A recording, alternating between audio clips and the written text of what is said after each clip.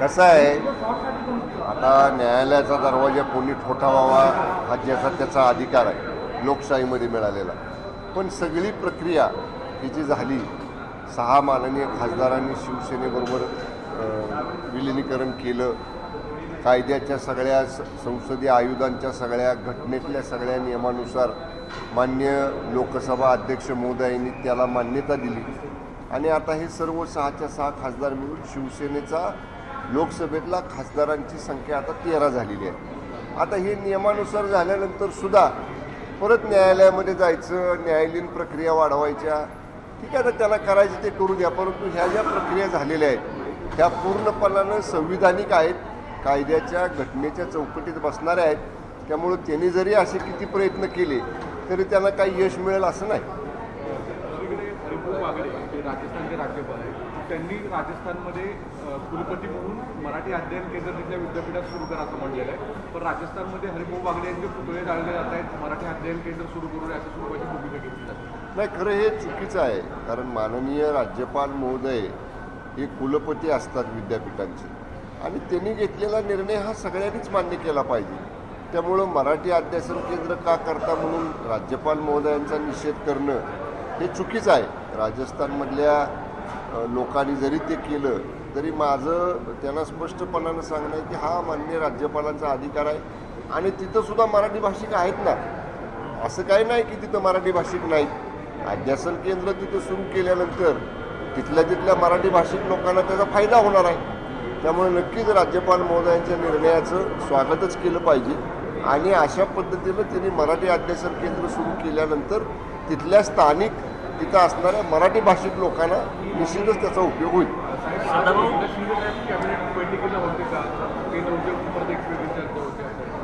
नाही, आज साहेब पंढरपूरचा दौरा करून साहेब नेहमीच वारीमध्ये जातात, आपल्याला सगळ्यांना माहिती आहे. पायी जातात, ते झाल्यानंतर आरोग्य व्यवस्थेची पाहणी करतात, तिथली स्वच्छतेची वगैरे पाहणी करतात आणि तो सगळा दौरा आटपून उशिरा काल साहेब दरेगावी आलेले आहेत आणि तिथेही असल्यामुळे त्यांना थोडंसं आज शक्य झालं नाही कॅबिनेटला यायला. पण आम्ही सगळेजण होतो, असं काही नाही. त्यामुळं पंढरपूरचा दौरा करून साहेब दऱ्याला गेले, दऱ्यात मुक्कामी असल्यामुळे ते येऊ शकले नाही. त्यापूर्वी सदाभाऊ खोत यांनी एक विधान केलेलं आहे की अशा आतंकवाद्याशी व्यवस्थितपणे त्यांना उत्तर द्यावं. कोणाला जे विद्यार्थी आंदोलन करत होते त्यांना आतंकवाद्यांची उपमा दिल्या सदाभाऊ खोत यांनी उपमा दिले विद्यार्थ्यांना. बघा, लोकशाहीमध्ये आंदोलन करण्याचा सगळ्यांना अधिकार आहे, पण आंदोलन करताना ते सनदशीर मार्गाने केलं पाहिजे. आंदोलन करताना पोलिसांच्या गाड्या तोडायच्या, पोलिसांच्या गाड्या फोडायच्या. त्याच्यामध्ये काल दिल्लीमधली प्राथमिक माहिती जर आपण माध्यमांच्या मधनं पाहिली तर 5-6 पोलीस अधिकारी जखमी झालेले आहेत. त्यामुळं असा कायदा हातात घेणं बरोबर नाही. कुणी विद्यार्थी संघटना असतील किंवा कुणी असेल, असं आतंकवादी त्यांना म्हणता येणार नाही. आतंकवादी म्हणजे काय, जे अंधाधुंद गोळीबार करतात, जीव घेतात, एखाद्या देशाविरुद्ध आपल्या काही कारवाई करतात, त्यांना आतंकवादी म्हणतो आपण. पण विद्यार्थी जरी असले तरी दगडफेक करायची, पोलिसांवर त्याला जखमी करायचं, ही सुद्धा बाजू योग्य नाही. त्यामुळं माननीय सदाभाऊ खोत जरी म्हटले असले तरी आतंकवादी म्हणणं हे योग्य नाही. कारण विद्यार्थी शेवटी चळवळीमधले असतात, त्यांच्या मागण्या मांडत असतात. पण सनदशीर मार्गानं आंदोलन करणं, धरणं, घोषणाबाजी करणं, रास्ता रोको करणं इतपत ठीक आहे. पण सरकारी मालमत्तेचं नुकसान, सरकारी वाहनांचं नुकसान, सरकारी अधिकारी कर्मचाऱ्यांना जखमी करणं हे देखील काही योग्य नाही.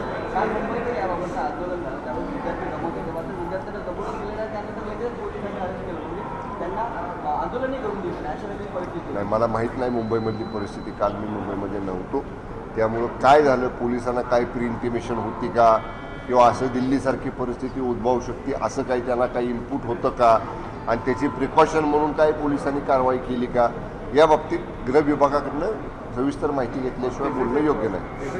ICC बोर्डमध्ये मराठी पुस्तकांमध्ये अनेक शब्दांच्या चुका आहेत आणि वारंवार अशा स्वरूपाची मराठी भाषेची अवहेलना होती.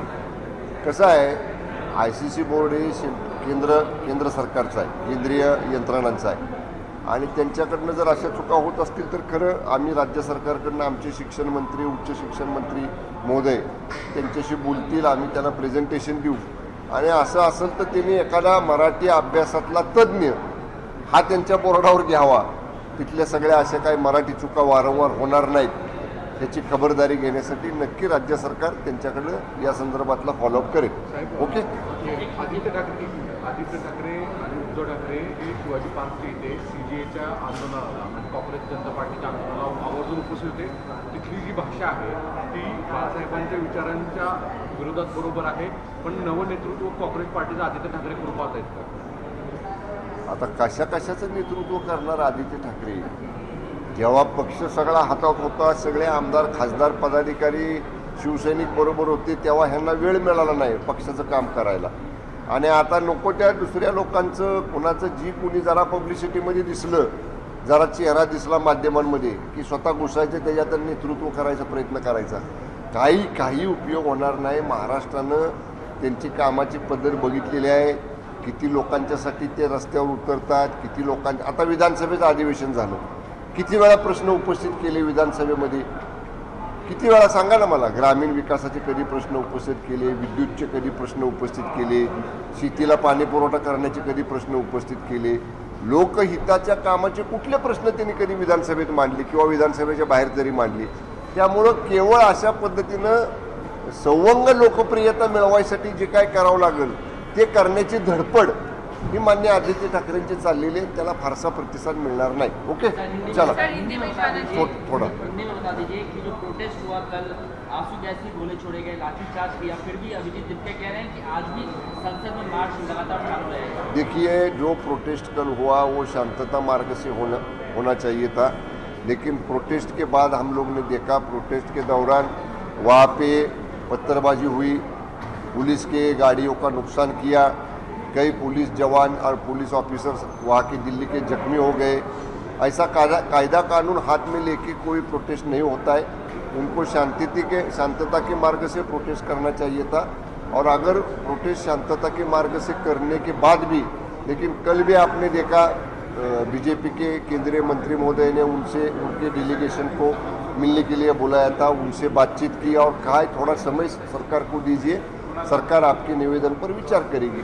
तो सरकार के ऐसे सीनियर मिनिस्टर ने कहने के बाद भी उन्होंने टाइम देना चाहिए था. ऐसा कायदा हाथ में लेके प्रोटेस्ट करना उचित नहीं है. सर, आपके 6 नए साथियों को जो है संसद में स्पीकर की मंजूरी मिल गई है, बैठने की जगह मिल गई है, स्ट्रेंथ बढ़ा है, क्या कहें? देखिए, ये जो 6 सांसद शिवसेना में आदरणीय एकनाथ जी शिंदे साहब के नेतृत्व में शामिल हुए हैं, ये पूरा प्रोसेस जो हुआ है वो लीगली, कॉन्स्टिट्यूशनली और जो संविधानिक बातें हैं उसकी पूरी पूर्तता करके हुई है.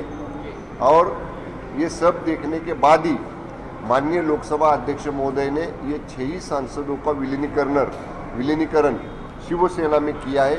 और अभी शिवसेना की स्ट्रेंथ 13 तक लोकसभा में गई है और सभी शिवसेना के 13 ही सांसद एक जगह उनके पार्लियामेंट में सिटिंग अरेंजमेंट भी लोकसभा सचिवालय ने की है.